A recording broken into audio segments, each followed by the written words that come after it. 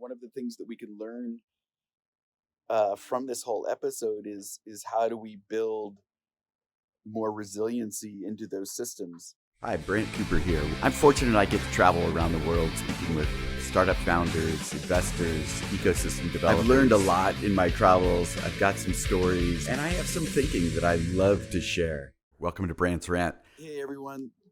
So continuing along the theme of end of year type of rants, hard to not look back on 2020 and simply ask the question, what have we learned, if anything? I think we've probably learned quite a bit, actually. For years, I've been talking about uncertainty. And 2020, if nothing else, brought that front and center, uncertainty. And of course, I talk about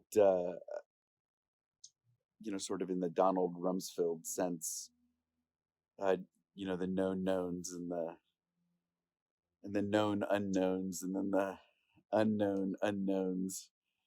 I think the pandemic falls under the unknown unknown. It's not that we don't know that these type of things can happen. And a matter of fact, we're sure that they will happen. We don't know when, and we don't know the severity. And I guess in the bucket of things that we've learned, we certainly, I think, believed that our government would be able to respond. And we saw that that wasn't true. And to be honest, there's a little bit of blame that can be shared. I don't want to get too political here. I think we know where the majority of the fault resides. But there was a lot of ambiguity and ambivalence around masks at the very beginning. I think there was a lot of uncertainty. I think that when you deal with the unknown unknowns, when they happen, you have to sort of fall back onto systemic responses. In other words, the systems of government, uh, of policies, of science, of business. It's sort of the structure itself which is going to respond for better or for worse in those in crisis. It's too late to actually change those systems, and so how the systems are structured before that is really what matters. And so I think that one of the things that we can learn from this whole episode is how do we build more resiliency into those systems. And quite a bit of that is in my next book, Disruption of All for All, simply because I think it's pretty apparent that businesses themselves are not structured to be resilient, and they're not structured to be aware of things that are going on outside the business. Since it's very hierarchical and command and control, it means that the sort of the quote unquote awareness is happening only at the top levels of the company, and then decisions are made and they're pushed down.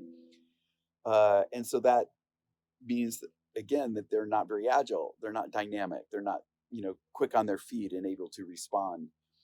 And of course, we've had some great examples of companies that did respond very quickly, that were able to pivot product lines in support of not only their business, but in support of society and dealing with the pandemic. Some of those will make their way in the book. Some of the popular ones you've heard of is maybe General Motors being able to switch over to making ventilators. There's a company called Gerber Technologies that makes digital fabrication equipment for clothing manufacturing, and they helped a number of customers actually pivot to producing masks and surgical gowns and those type of things. It's a pretty extraordinary story, and really demonstrates sort of this agile nature. And so I think that those are a lot of positive lessons in there. I think that early on there was the whole work from home, uh, that really kind of shook up a lot of businesses. It's kind of funny how you see from there, people are like, okay, we're going to go back to normal, and others that are going like, no, we're going to be 100% remote. I don't think people actually want to be 100% remote. I think they want some flexibility. And so I think it's interesting to see what the shakeout of that will be. Uh, maybe the concept of, sort of these headquarters or these huge campuses go away. I'm not sure. Certainly, I think that in a lot of manufacturing and high tech, sort of that the R&D centers need to be concentrated, and there's benefit to having those type of structures.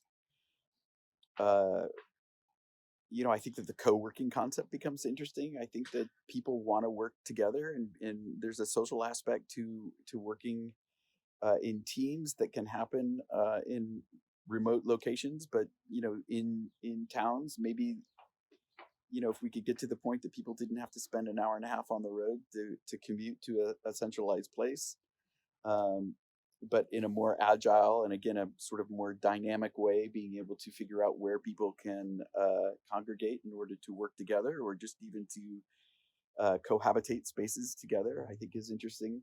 Boy, this article in the Economist, which sort of really irked me regarding, oh, we don't need to pay workers as much now that they're working at home, uh, and maybe we need to pay managers more because their jobs have gotten more difficult managing people remotely, and just I don't know, to me, just super ignorant.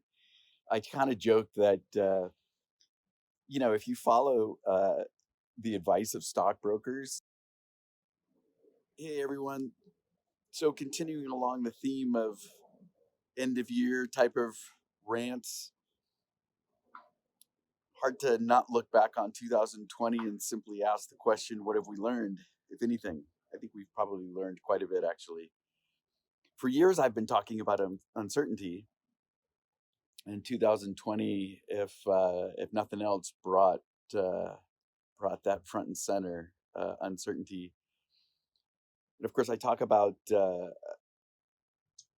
sort of in the Donald Rumsfeld sense, uh, the known knowns and the known unknowns and then the unknown unknowns.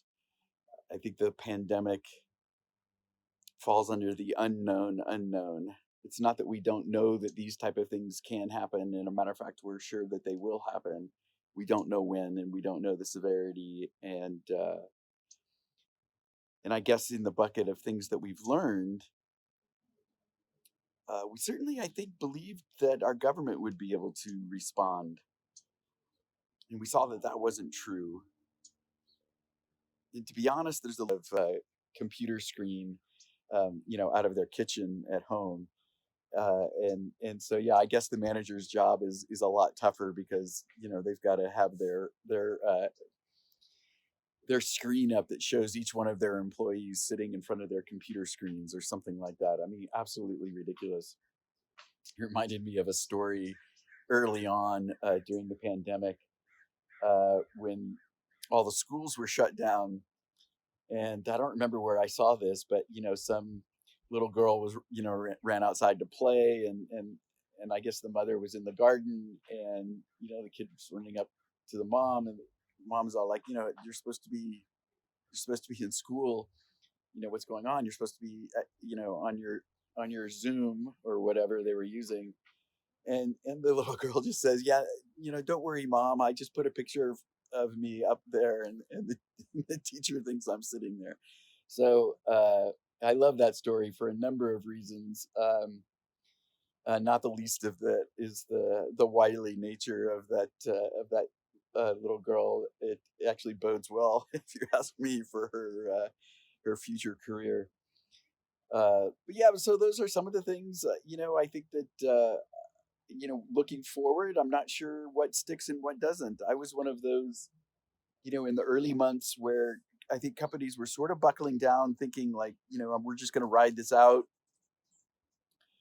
And yet a bunch of other people were saying like, oh, everything's changed forever, and I never really bought into that. I'm old enough to remember post 9/11 when everything was going to change forever, and very quickly people returned to normal. And of course, the government and large companies have a lot of incentive to get you to return to normal.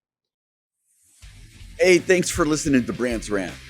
If we're choosing capitalism here as a society, then let's make it work for a better world. If you'd like to join me as we redefine capitalism for the 21st century, go to beatcoop.co/D4A. Also, if you have a pressing issue that you're facing in your innovation group, your product group, your startup, and want to join me on video, see the link below. Subscribe, like, see you next time.